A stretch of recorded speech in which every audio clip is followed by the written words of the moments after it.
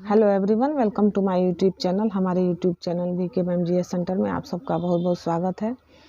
हम लोग भारतीय संविधान का अध्ययन कर रहे हैं। इस सीरीज में पिछले पार्ट में हम लोगों ने बहुत सारे टॉपिक को कवर किया है, जिसके तहत हम लोगों ने राष्ट्रपति, उपराष्ट्रपति, प्रधानमंत्री की शक्तियाँ, भारतीय संविधान का ऐतिहासिक परिचय, इन सारे टॉपिक को कवर किया है। आज का जो टॉपिक है हम लोग का संघीय संसद है। हम लोग इसके बारे में जानेंगे कि संघीय संसद क्या है। तो देखते हैं कि भारत की संसद राष्ट्रपति, राज्य सभा तथा लोकसभा से मिलकर बनती है। इसका प्रावधान जो है अनुच्छेद 79 में किया गया है। और 79 में जो प्रावधान है वह क्या क्या हम लोग देखते हैं। इसका पहला पार्ट है राज्यसभा। तो राज्यसभा को उच्च सदन बोला जाता है, यानी कि राज्यसभा का दूसरा नाम है उच्च सदन। राज्यसभा के सदस्यों की अधिक से अधिक संख्या 250 हो सकती है। राज्यसभा की संरचना जो है अनुच्छेद 80 में किया गया है। राज्यसभा की सदस्यता के लिए न्यूनतम उम्र सीमा 30 वर्ष होती है। वर्तमान समय में यह संख्या 245 है। इसमें 12 सदस्य राष्ट्रपति द्वारा मनोनीत किए जाते हैं। ये ऐसे व्यक्ति होते हैं जिन्हें कला, साहित्य, विज्ञान, समाज सेवा या सहकारिता के क्षेत्र में विशेष ज्ञान या अनुभव होता है। शेष 233 सदस्य संघ की इकाइयों का प्रतिनिधित्व करते हैं। राज्यसभा एक अस्थायी सदन है जो कभी भंग नहीं होती है। इसके सदस्यों का कार्यकाल 6 वर्ष का होता है। इसमें 1/3 सदस्य प्रति 2 वर्ष बाद सेवानिवृत्त हो जाते हैं। इसका जो प्रावधान है अनुच्छेद 83(1) में किया गया है। आइए हम लोग आगे बढ़ते हैं। राज्यसभा का सभापति एवं उपसभापति, इसका प्रावधान जो है अनुच्छेद 89 में किया गया है। भारत का राष्ट्रपति राज्यसभा का पदेन सभापति होता है, यानी कि जो संविधान में वर्णित है कि भारत का जो उपराष्ट्रपति होगा वह राज्यसभा का पदेन सभापति होगा। दूसरा है राज्यसभा यथाशीघ्र अपने किसी सदस्य को अपना उपसभापति चुनेगी, और जब जब उपसभापति का पद रिक्त होता है तब तब राज्यसभा किसी अन्य सदस्य को अपना उपसभापति चुन लेती है। अब हम लोग देखते हैं कि उपसभापति का पद रिक्त होना या त्याग पत्र और पद से हटाया जाना, इसका प्रावधान जो है किस में है, तो इसका प्रावधान जो है अनुच्छेद 90 में है। उपसभापति यदि राज्यसभा का सदस्य नहीं रहता है तो अपना पद रिक्त कर देगा। सभापति को संबोधित त्याग पत्र द्वारा वह अपना पद त्याग कर सकेगा। राज्यसभा के तत्कालीन समस्त सदस्यों को बहुमत से पारित संकल्प द्वारा अपने पद से हटाया जा सकेगा, परंतु यह संकल्प को प्रस्तावित करने के आशय से सूचना उसे कम से कम 14 दिन पहले देनी होगी। यानी कि त्याग पत्र देने का जो भी सूचना है वह 14 दिन पहले देना पड़ता है। जब सभापति या उपसभापति को पद से हटाने का संकल्प विचाराधीन हो तो वह पीठासीन नहीं होगा।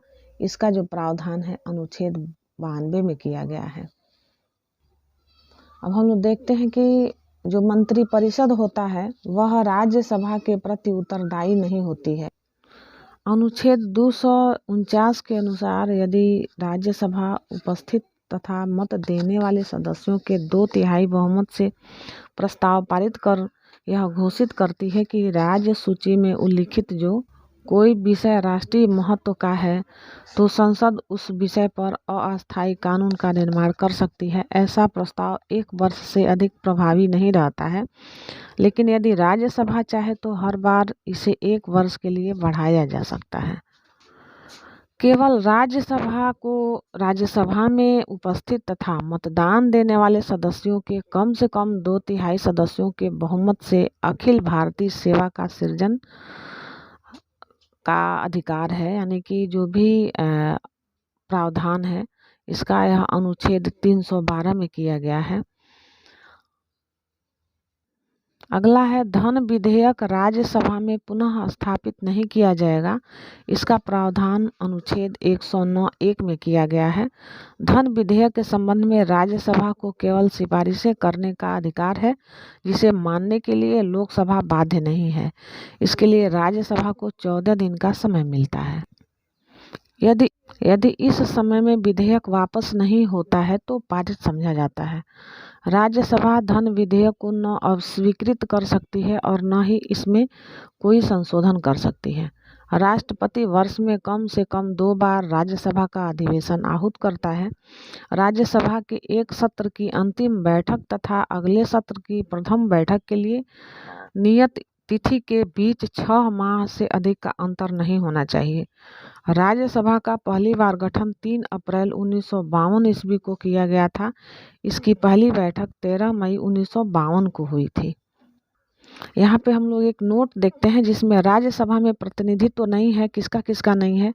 इसमें अंडमान निकोबार, चंडीगढ़, दादर व नगर हवेली, दमन व दीव और लक्षद्वीप का इसमें कोई प्रतिनिधित्व तो नहीं है, यानी राज्यसभा में इन राज्यों का प्रतिनिधित्व तो नहीं होता है। अब हम लोग देखते हैं कि राज्यसभा में सदस्यों की संख्या कितनी होती है और किस राज्य में कितनी सदस्यों की संख्या है। उत्तर प्रदेश में 31 है, महाराष्ट्र में 19, तमिलनाडु में 18, बिहार में 16, पश्चिमी बंगाल में 16, कर्नाटक में 12, आंध्र प्रदेश में 11, मध्य प्रदेश में 11, गुजरात में 11, उड़ीसा में 10, राजस्थान में 10, केरल में 9 और पंजाब में 7 और असम में 7। उसके बाद है तेलंगाना में 7, झारखंड में 6, छत्तीसगढ़ में 5, हरियाणा में 5, हिमाचल प्रदेश में 3, उत्तराखंड में 3, नागालैंड, मिजोरम, मेघालय, मणिपुर, त्रिपुरा, सिक्किम, अरुणाचल प्रदेश और गोवा में एक एक जो संख्या है वह राज्यसभा के सदस्यों की संख्या है। और संघीय क्षेत्र जो है इसमें कितनी संख्या है तो हम लोग देखते हैं कि जम्मू कश्मीर में 4 है, पुडुचेरी में 1 है और दिल्ली में 3 है। राज्यसभा के प्रथम उपसभापति जो थे वह श्री SV कृष्णामूर्ति राव थे। ऐसे राज्यसभा के सदस्य जो प्रधानमंत्री बने इनमें हैं इंदिरा गांधी 1966 से 67 तक थी, HD देवगौड़ा थे 1996 से 97 तक, IK गुजराल 1997 से 98 तक और डॉक्टर मनमोहन सिंह 2004 से 14 तक। संसद भवन कैसा होता है? यह एक वृत्ताकार भवन है जिसकी design architect sir Edwin Lutyens एवं सर हेवर्ट ब्रेकर ने 1912-13 में तैयार किया था। संसद भवन की नींव 12/2/1921 में रखी गई थी। संरचना की बाहरी परिधि में 144 ग्रेनाइट पत्थरों के स्तंभ पर टिकी हुई है। तो ये जो संसद भवन है पुराना संसद भवन है। नए संसद भवन का हम लोग विस्तृत चर्चा करेंगे इसके बारे में अगली वीडियो में।